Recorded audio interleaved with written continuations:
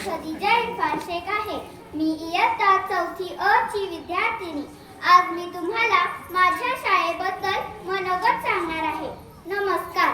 येथे जमलेल्या माझ्या सर्व गुरुजनांना आणि मैत्रिणींना प्रणाम. दप्तर आता हलके झाले पण मन मात्र भरून आले. दप्तर आता हलके झाले पण मन मात्र भरून आले. निरोप देताना या वास्तूला डोळे काठोकाठ भरले.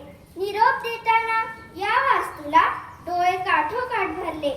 आज आमचा इयत्ता 4थीचा निरोप समारंभ आहे. खरं तर आज मन भरून आले.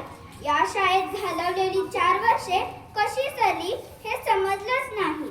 ही शाळा आमच्यासाठी एक इमारत नसून आमचं दुसरं घर आहे. इथल्या वर्गाच्या भिंती ते मैदान आणि प्रत्येक कोपऱ्यात आमच्या बालपणीच्या आठवणी दडलेल्या आहेत. आज घेतोय निरोप जरी या शाळेच्या अंगणातून. आज घेतोय निरोप जरी या शाळेच्या अंगणातून. तुमची शिकवण नेतोय आम्ही आमच्या मनातून. तुमची शिकवण नेतोय आम्ही आमच्या मनातून.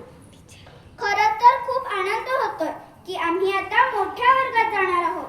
पण तितकंच वाईटही वाटतंय कारण आम्हाला आमच्या लाडक्या शिक्षिकांची साथ सोडावी लागणार आहे.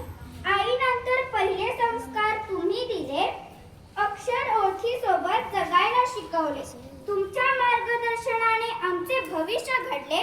टीचर तुमचे प्रेम आमच्या हृदयात कोरले गेले.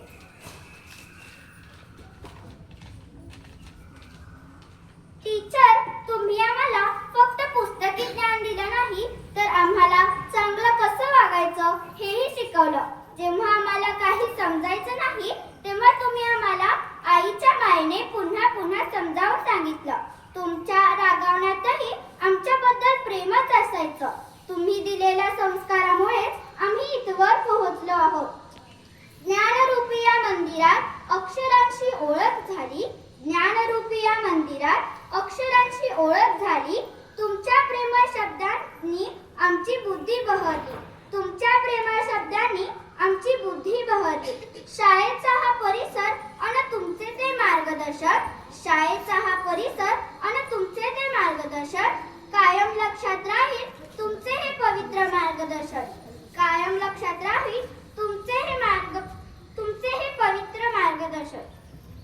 माझ्या शाळेच्या मुख्याध्यापिका केवळ एक प्रशासक नसून त्या आमच्यासाठी एक मार्गदर्शक आणि माते समान आहेत. शाळेच्या प्रत्येक कार्यक्रमात त्या स्वतः लक्ष घालतात आणि विद्यार्थ्यांमध्ये आत्मविश्वास कसा वाढेल याकडे लक्ष देतात.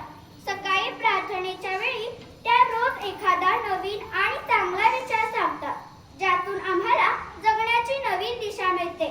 त्यांच्या मार्गदर्शनाखाली आमची शाळा केवळ अभ्यासातच नाही तर कला आणि क्रीडा क्षेत्रातही पुढे जात आहे.